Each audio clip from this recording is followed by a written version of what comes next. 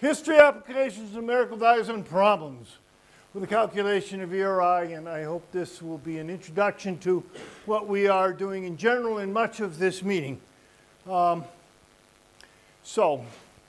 here we have it, same as the title. Now, history, personal history. I am an ecologist. What?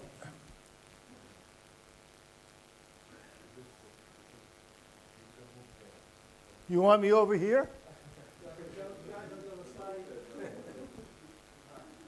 Well, now I'm going to trip on this. You setting me up, Pedro? I'm an ecologist. For the record, ecologist does not mean what you normally hear in the newspaper. I would use the word environmentalist for somebody who cares about the environment. Ecologist is logos to discourse, a scientist of nature or about environmental systems having no political point of view. Now, I don't care if other people use ecologist for this other stuff, but for the record, I am, as a citizen and environmentalist professionally, I'm an ecologist with no particular political point of view. As a citizen, I do. Now, in the 1960s, ecology is a discipline, and I was just gung-ho to be an ecologist. It was just obsessed with energy flows in nature. And it starts with this guy, Lindemann, who developed the concept of energy or trophic flow, food theory flow in an ecosystem. And ultimately, many of the questions were around how do you get the most fish out of a lake, for a practical question, or how do you appropriately manage your game land or your forest or whatever.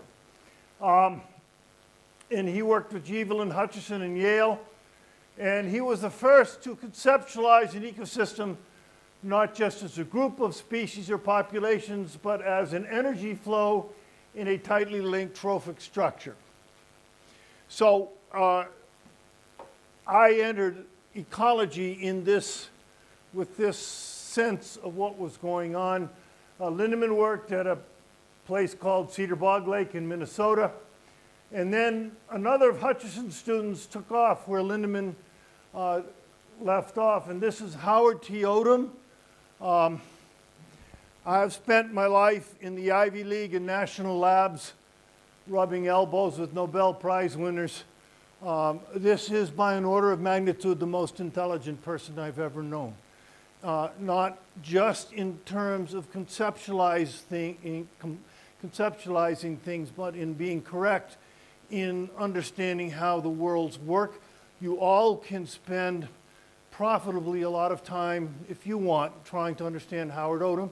He does not write necessarily clearly or in the conventional way, and it's a turn-off for some and a turn-on for others, but he's just an amazing guy. If you look at my tie, it's filled with what are called Odom symbols, and he made his own flow language similar to electric circuit flow that I find extremely important in conceptualizing ecosystems and human-dominated systems, any system. And I learned from him about energy and about systems thinking. And even this morning and in general, I think I've heard it a bit, but not as much as I would like. You need a systems view to understand many of these issues. All kinds of things that are labeled as green are not when you undertake a proper systems analysis of whatever they are. And so this kind of thing will hopefully come up from time to time in this meeting. He was also a marvelously kind person.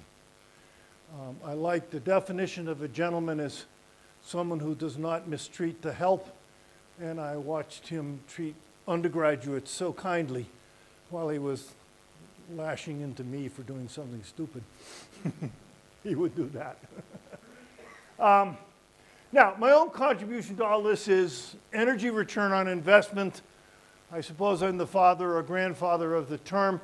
The concept actually is considerably older.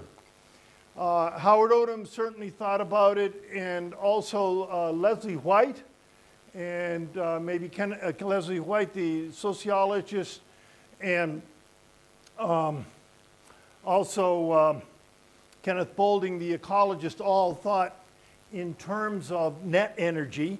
Some people still use that conceptually, but not mathematically. It's the same as energy return on investment. And what interested me most was the energetics of ecosystems, and especially of fish migration in ecosystems. I started out as a fish ecologist, and from this I derived EROI. And here's a picture of me quite a bit younger, doing my PhD work for 3 years. I measured the movement of fish in a small stream in North Carolina, which is normally clear, is flooding at the moment, with these traps. And every day it was like Christmas, going out and opening my traps and seeing what the fish were doing and what the species were and all of that. And at that time, fish ecology was dominated by the concept of home range, that the fish would not move, that they would be in, stay under the same rock their whole life or whatever and defend it. And I found, in fact, that the fish were moving a lot, and that I also measured using what are called diurnal oxygen curves, upstream and downstream ecosystem productivity. That is the amount of food that's available through the food chain. And from that, I calculated that fish that migrated, or the progeny, would gain a minimum of 5 calories for each calorie invested in the process of migrating from one place to another. I undertook for many years then examining the same issue for Pacific salmon. And here is, you see Oregon, Washington, British Columbia, and Alaska. And I was fascinated by the fact that the food chain would get a start in February, then March, then April, something called the Svertup concept. Anybody have oceanography might know of this, where you don't get productivity beginning until, first of all, you have to have winter mixing to bring the nutrients to the surface of the ocean. And then you have, when the sun gets strong enough, you stratify the water column so that the daughter cells of the phytoplankton don't get washed below the euphotic zone. And then you get a pulse in primary producers like this, followed by a pulse in zooplankton. And the little salmon come out progressively from the rivers, come out progressively from the rivers. Excuse me, I got to master this thing. Come out progressively and nail the little zooplankton. This is sockeye salmon, especially in turn, and go up. So by August, they're up here. And also here we find that those who make this investment gain more energy from the food they get than from the process of the migration. So that's where the concept came from to begin with. I probably picked up the idea from anthropologists. And I want to put a plug in for this conference for the multidisciplinarianness of it. I learned both as an undergraduate, where we read, first book I read in college, little liberal arts college called Colgate University, we read C.P. Snow's Two Cultures, and had a core course of education that started there and went on, of trying to integrate science and the natural sciences and humanities, I guess we'd say. And also very much Odum promoted that in graduate school.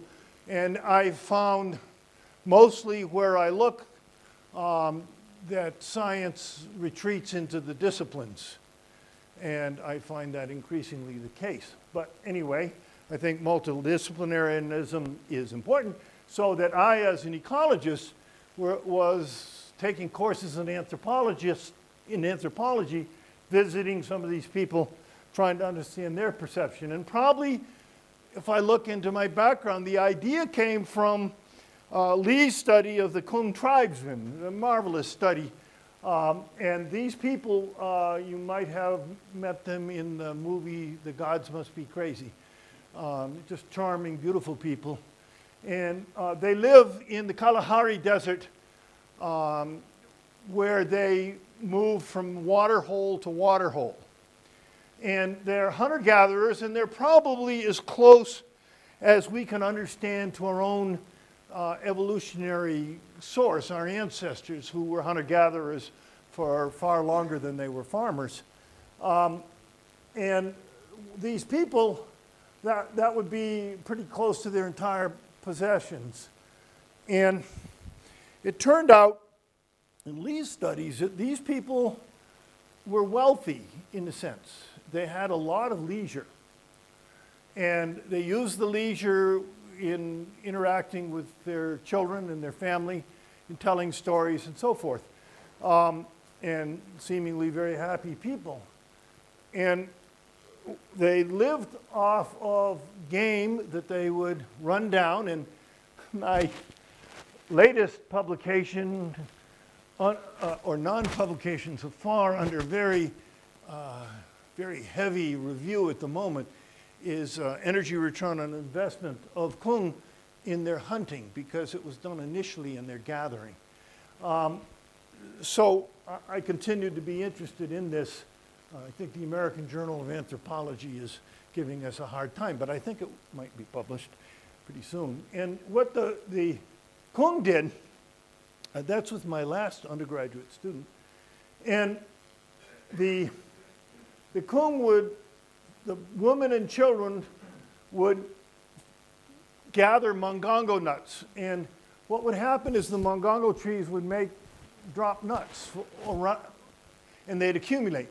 And so when the Kung would move to a new water hole, they would start out by getting the mongongo nuts initially right next to the camp, and their costs would increase progressively as they had to move further from their water hole.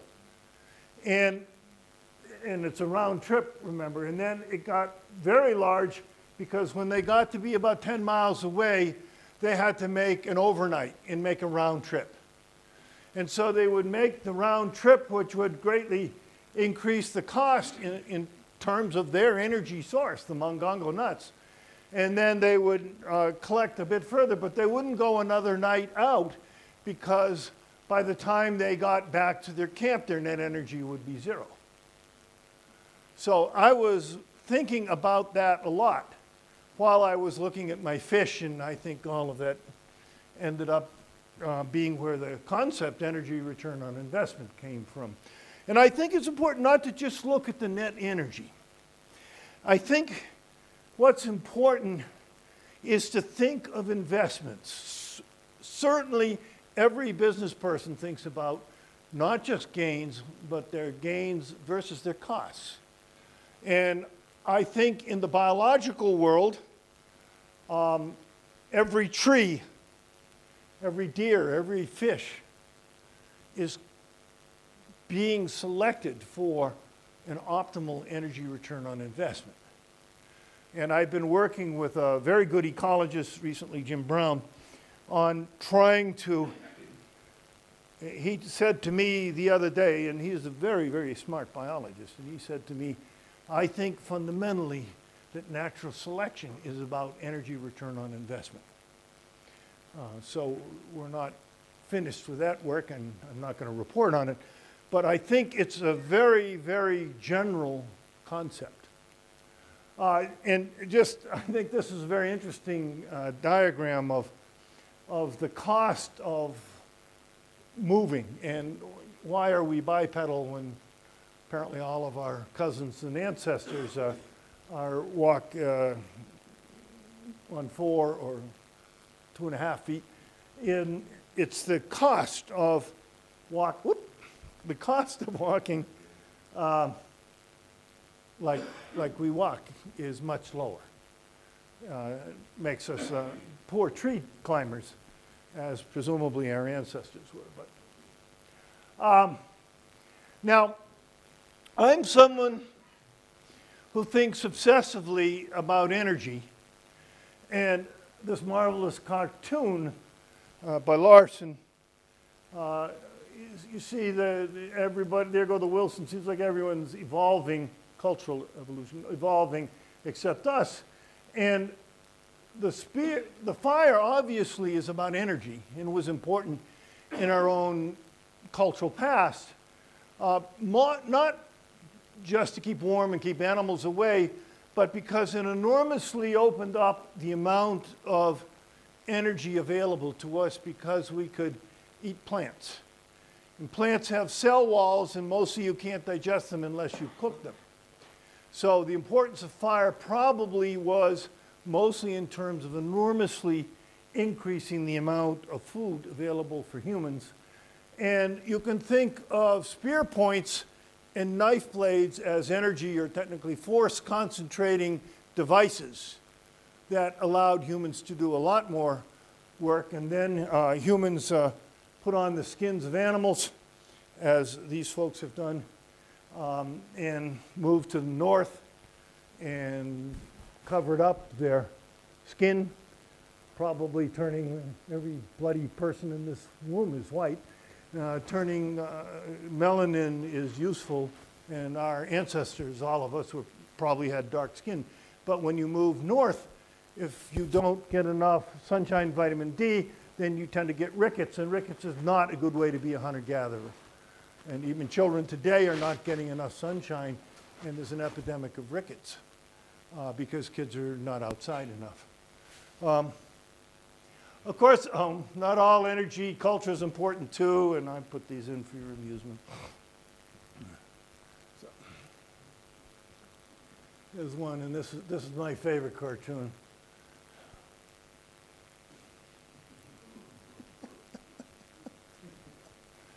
Okay, let's get on with the talk. Now, applications. What are the applications of energy return on investment?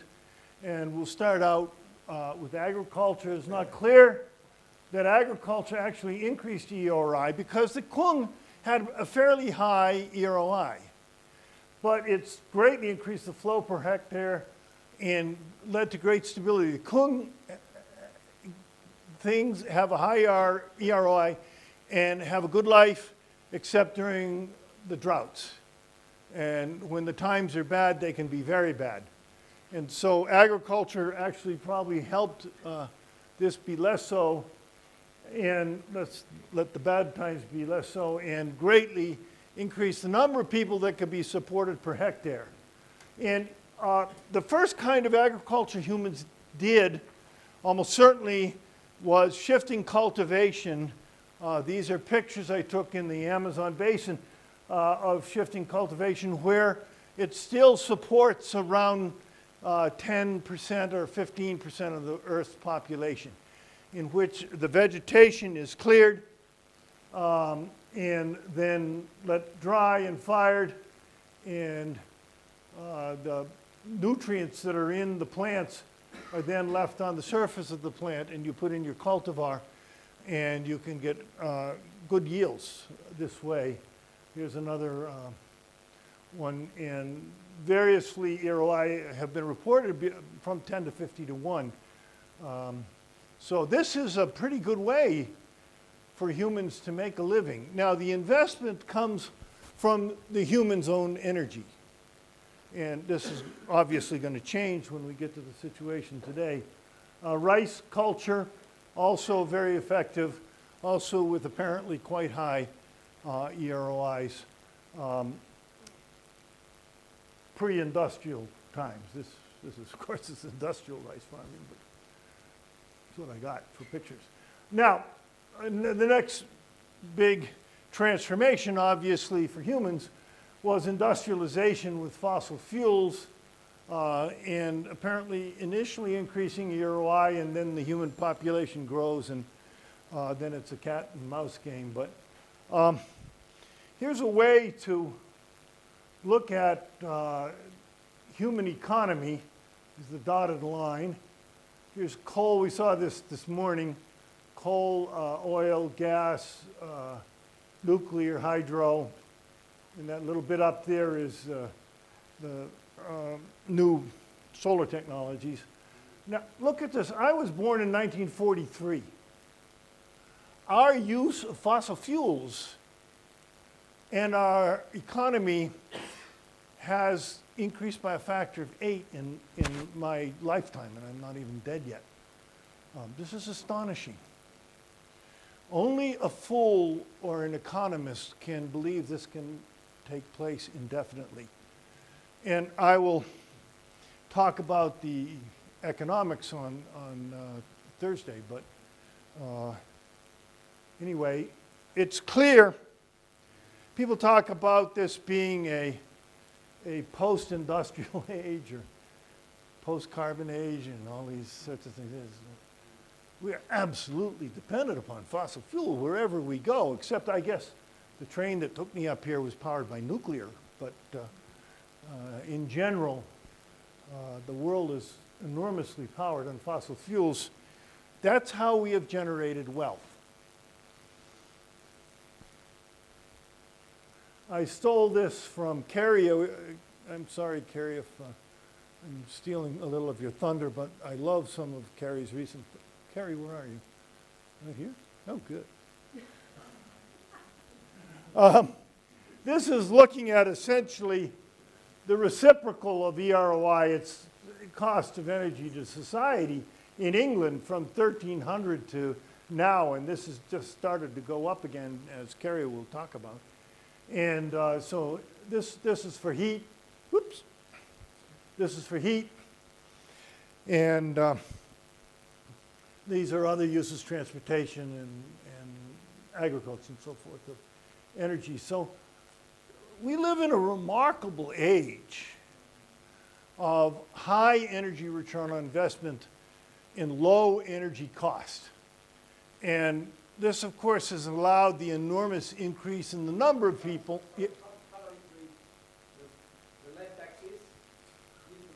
Yeah, this is, I'm sorry, this is the percent of total GDP that goes to buying energy. That's all of this, yes, yes. And we'll ignore this for the moment. But, and the point is, energy has been enormously cheap, and people think that's what it is. Our young people think that the world that they live in, with all this free time and toys and going skiing and all of that, is going to last indefinitely, and I'm not so sure. And of course, what steam engine? This one is in Spain. And I went to a museum in London a while ago and saw all these early steam engines. So it's a combination of technology and fossil fuels that have fueled this enormous increase in human numbers and human activity in what we call economics around the world. And to my amazement, economists don't even talk about energy except in terms of its price, occasionally, as a commodity.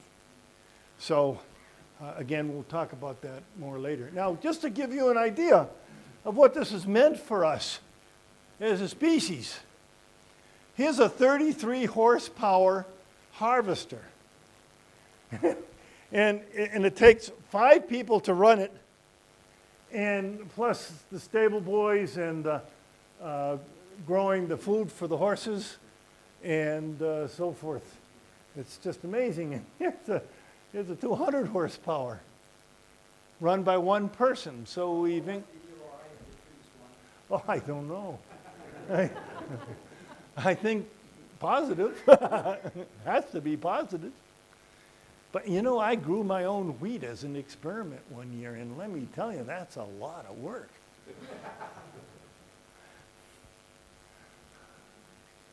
So we do this now, and so in the US, only 2% of us are farmers.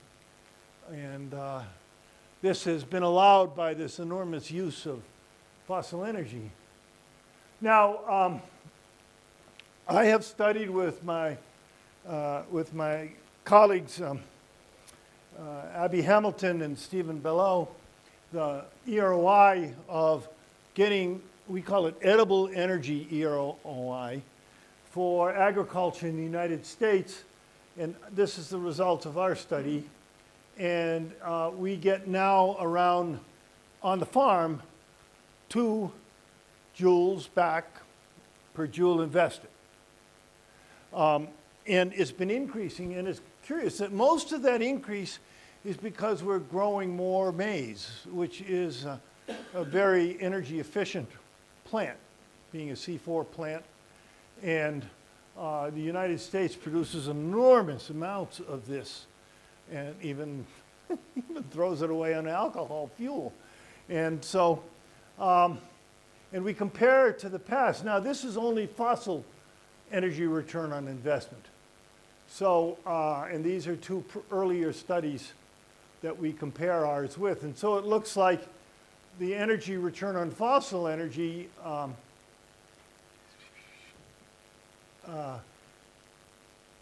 excuse me, I'm not quite understanding what my own graph is showing me. So as we use more and more fossil fuel, the efficiency went down. And now it seems to have reached some kind of bottom and actually going up a bit. So always in all of the things that I'll be talking about, there's an interplay of depletion and technology. And you hear it in anything we'll talk about solar power. For example, there are people who will talk about technological advances, and we'll talk about other people who talk about depletion. I learned some very interesting stuff today. Depletion of the copper we're going to need, and the steel we're going to need, and the other rare elements for making our solar future. Very interesting question. There, I just said that. Now, again, I'm mostly was interested in ecology, being an ecologist, and this was the first paper I did with Cutler Cleveland in 1981. We had 2 good papers in Science in 1981, 1984, and this was the first one in petroleum drilling and production in the United States, yield per effort and net energy analysis, and found that we were using more and more energy per foot we drill down in the ground to get oil, and we're getting less and less as we depleted the largest oil fields. So we were increasingly going after smaller fields, and this process continues. So we were using essentially yield per effort concepts from fisheries. Greatest scientific aha moment I had in my life was when we looked at the data. I couldn't believe it, and I said, wait, it's just like fish. The harder you fish, the less you get. So the more drilling you do in a year for oil, the less you get per unit investment. And so the politicians who, at least in our country, say drill, drill, drill,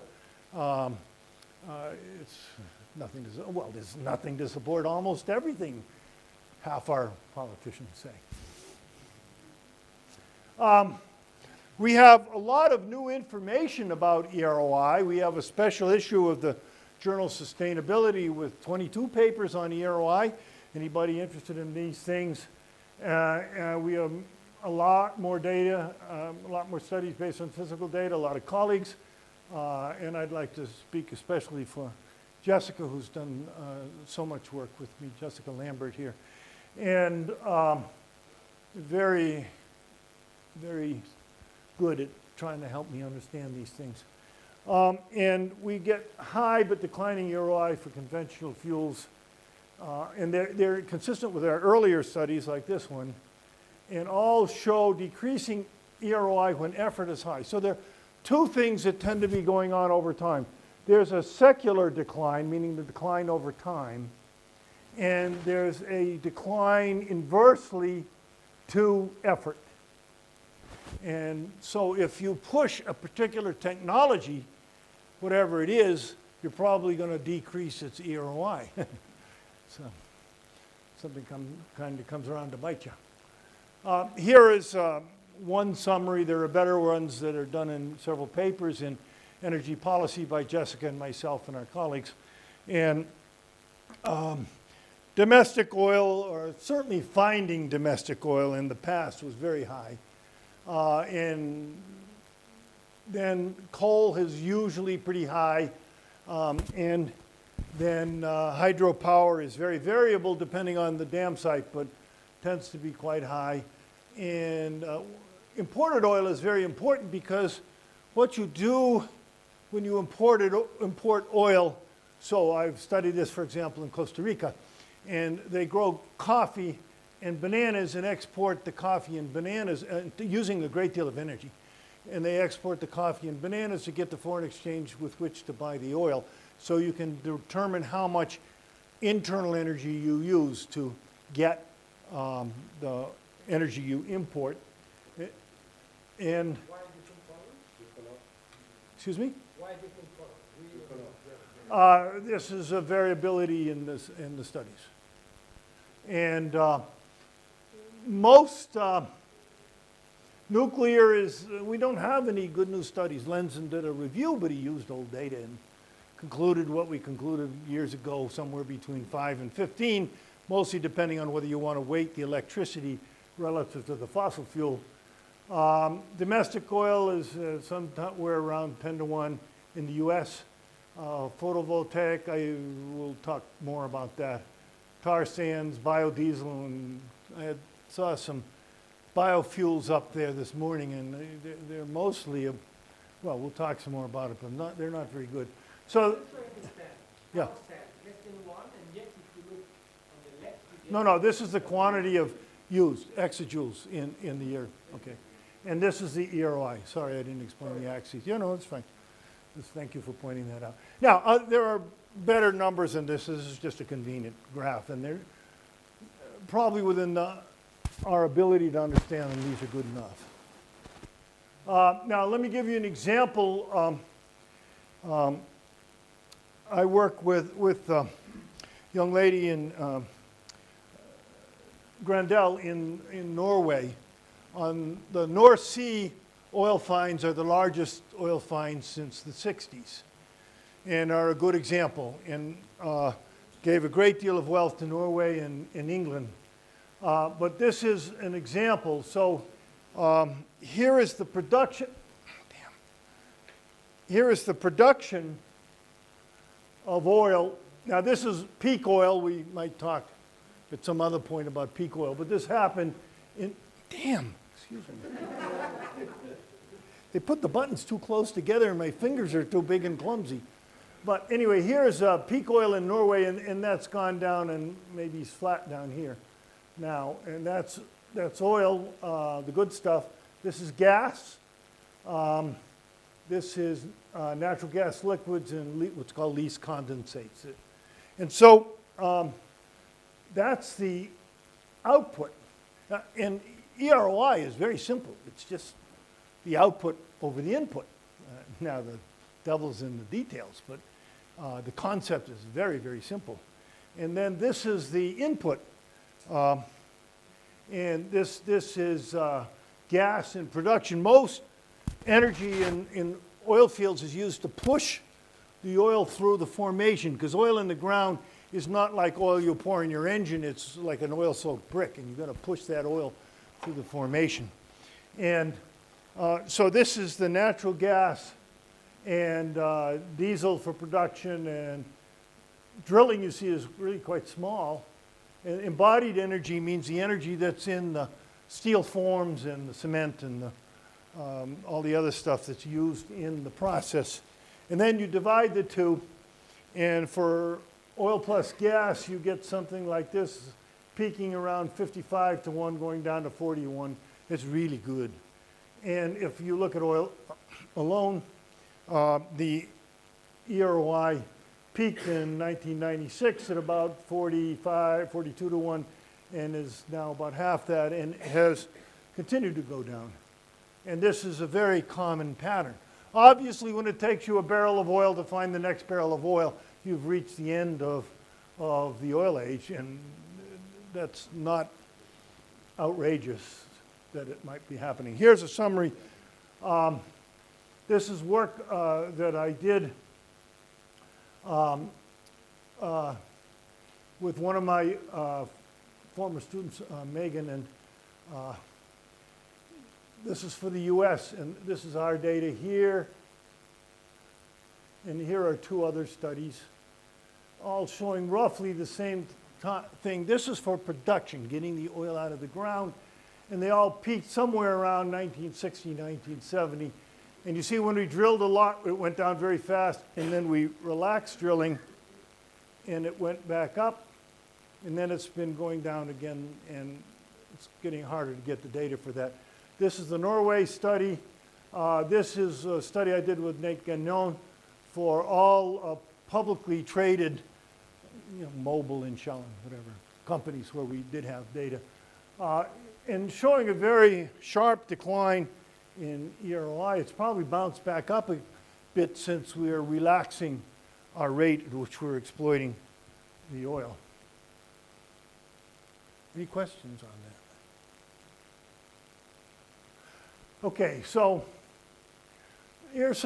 there are, I heard this morning at the extremes, some clear policy relevance. For example, in some work I did with David Murphy and Bobby Powers, we were unable to assert whether the true value of the energy return on investment of corn ethanol is greater than 1.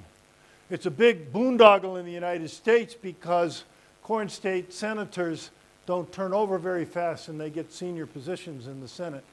And they keep the subsidies going. Or maybe it's better than not doing what we used to, which is to pay farmers not to produce corn. But it's an awful lot of loss of our most precious resource, our soil, for a policy that makes no sense energetically.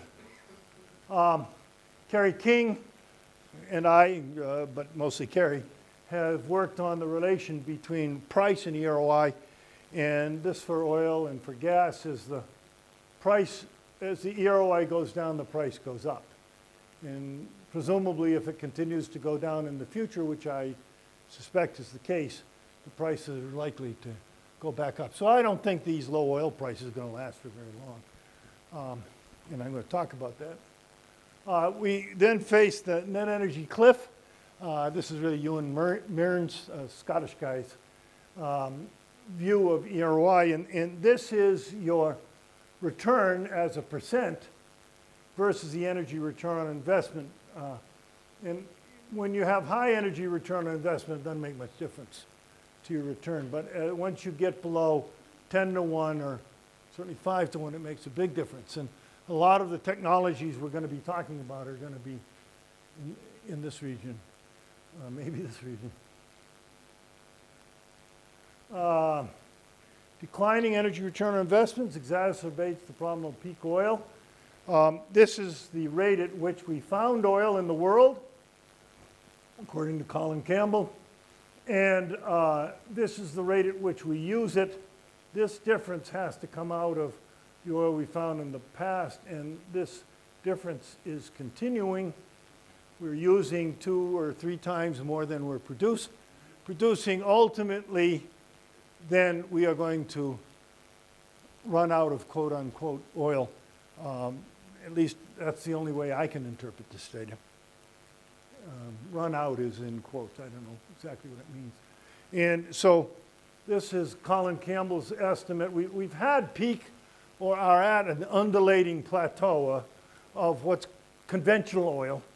But what they're doing with the statistics to make you think we're doing better is they're adding in more and more other stuff, natural gas liquids and other sorts of things to make it look like we're getting more oil, and maybe we're getting more liquids, maybe not.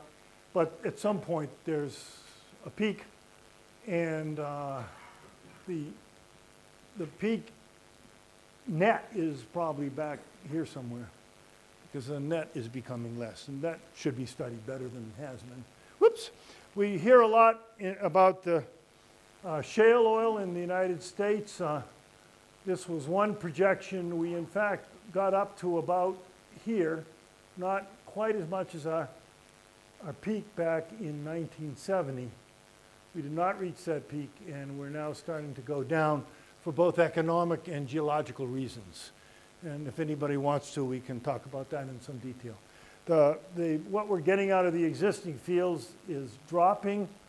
These are fields yet to be developed and fields yet to be found, sometimes called the wedges of hope. And this is natural gas liquid, which is not oil, but as people like to add it in. These are two estimates of the future of all fossil fuels, coal, oil, and natural gas. And I'm really surprised to find that the new estimates by various people, including these Italian researchers and another one, Moore et al. In Australia, are finding peak coal very soon. And China is wrestling with that issue. And this is their best guess scenario. And their best guess scenario, this is the low fuels, best guess, high estimates, have peaks in 2025. If we are facing peak all fossil fuels in 10 years, then the shit's going to hit the fan. And I don't know how we're going to deal with that, because we have, if we're going to go to this solar future, we have to make big investments. And those investments will probably principally come from fossil fuels, or we'll have no net from the solar. What about today? This is the rate of increase of oil. Now it's about 0, as I showed you. Another way to look at it, and would be this way. This is the rate of production of global oil, a lot of variability. And here's the decline of the US economy. Europe, I guess, is not growing much at all. And Japan and China is much lower than in the past, and so forth. And are they associated? We need a lot more study on that. But certainly the correlation is impressive, and I never hear any economists talk about this. Murphy and Hall came up with a model that might explain today's low oil prices. So if you have increasing GDP and oil demand, means that you have to use lower EROI resources. So if your economy is not growing, you can use all of these low cost, high EROI fuels. And if you go, this is just dollars per barrel, and if you are growing and you need to bring additional oil into your markets, you can only bring in expensive oil, because nobody develops expensive oil first. And so this then puts a big crunch on your economy. And so if you have high oil price and high oil supply, presumably that results in stalled or declining economies, and the high oil prices of 2014 might be affecting the European and the growth rates of European and US and so forth markets. And this goes to lower oil demand, which should allow you to slip down to lower priced, higher EROI oil resources, and then presumably the cycle starts again. So that is possibly, before the fact, prediction of the situation where we are today. Any questions? That's a little complicated. Do you have any questions? Okay. And then there's all this environmental stuff. This is southern Louisiana oil fields. A lot of the oil in the U.S. in the past came from Louisiana. Just to give you an idea, this is 8 kilometers across, the Venice oil field. And all of southern Louisiana has been dredged and chopped up and dug to get at the oil, so that when Hurricane Katrina came through, instead of hitting the natural marsh that would slow it down through friction, it hit hot water that fueled the hurricane. And we got more damage and very high cost from that process. So we need high EROI fuels. Most of the alternatives to fossil fuels are lower EROI, especially if we include pretty much unassessed means of dealing with intermittency, and especially at a scale that we would need, and possible implications for economic growth. This is what we call the society's energetic needs hierarchy. Jessica and I did this, and it was based on Maslow's pyramid of human needs, if anybody knows that. It's a very interesting concept. And the idea is, if you're on an island isolated from the world and you have one oil well to provide your energy, and if you have an EROI of 1.1 to 1, you can pump the oil out of the ground and look at it. If it's 1.2 to 1, you can pump it out of the ground, look at it, refine it, and look at it. And 1.3, you can, et cetera. So if you want to, we did a pretty good analysis of this, Bellow and Murphy and Hall, on transportation. So if you want to drive a truck, we looked at the energy cost of maintaining the roads and the bridges and all of that, and the truck. And you needed at least 3 to 1 at the well head to drive a truck, but you can't put anything in it. And so to grow food, you need maybe 5 to 1. But we've accounted for the depreciation of the bridges and the trucks, but not the family. Replace the oil worker and the farmer and so forth. And so to do that, we need to support the family, and you need maybe 7 to 1. And if you want to educate them, you need more health care. And we're pretty soon getting up to 10 or 12 to 1. And then I happen to like Grand Opera, and I suspect that's right at the top of the pyramid. And that's, we guess, you need something like 15 to 1. So, you can't run a society like ours on corn ethanol or biofuels or low-yielding other sorts of things that we'll hear about soon. So, now, I'm pretty near the end. Now, if we look at what you do with your economy, which we have here as a black box, and which must be located within the earth, within the world.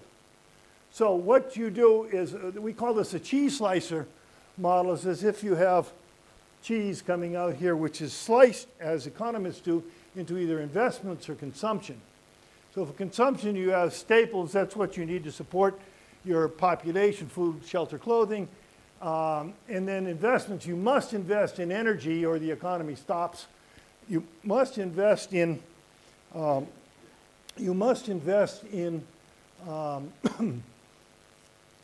maintaining your infrastructure, where your bridges fall down.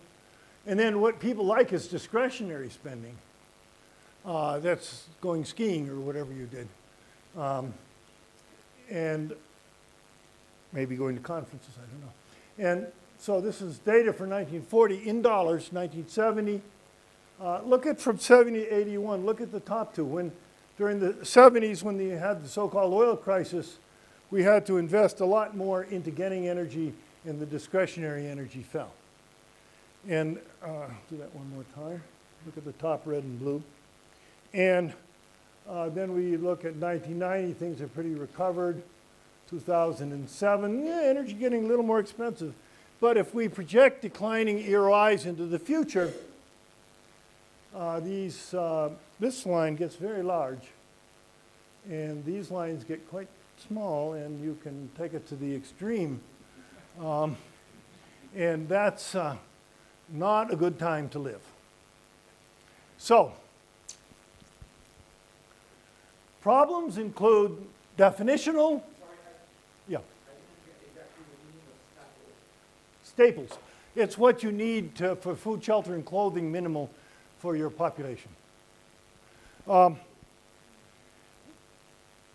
So, I My mother used to tell us we were going to the A&P to shop for staples. So problems we'll talk about at this meeting, and I put these up, and they're more definitional. I won't go into them in details. Methodologies, whether how to use economic data, for example. I was talking with Daniel last night about how to deal with labor. Boundaries might be the largest issue. There's a paper I will put on this site by Murphy and myself and Cleveland and O'Connor about giving a protocol for how we think one might do this. Data, the U.S. government is being poorer and poorer in maintaining the data, and we can talk about that. And sensitivity analysis, as in all science. So, connecting to the economics, which I will talk about on Thursday, most of our economic and financial theories are derived here. So, you know, whether you're left or right or communist or God knows what, whatever economic policy you propose would probably work because you're pumping more oil out of the ground next year and the economy would grow. So then you'd have some success. Here's where we are, and I understand some of the economic policies or theories are not doing quite so well now. And what in hell are we going to do over here? We have no economic theories for that side of the curve, if that indeed that's where we're going.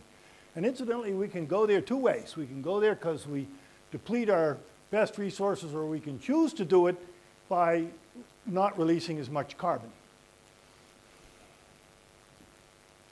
Well, I hope to have shown you that there are parallels between energetics and ecology, anthropology, and economics and other places. All systems that are successful require higher EROIs. Evolution of human society has been mostly about sequestering more energy. Fossil fuels, especially oil, are the main reason the human numbers and economies have grown. Human societies cannot possibly be sustainable at anything like our present level without a large flow of cheap, i.e. high EROI energy. Availability of oil in the immediate future is of considerable concern. That this might be our greatest issue related to sustainability of, this may be related to sustainability of humans and civilization. As far as I know, only I and my students and a few others like Kerry King and Daniel has been thinking about it. There are not many people thinking about this.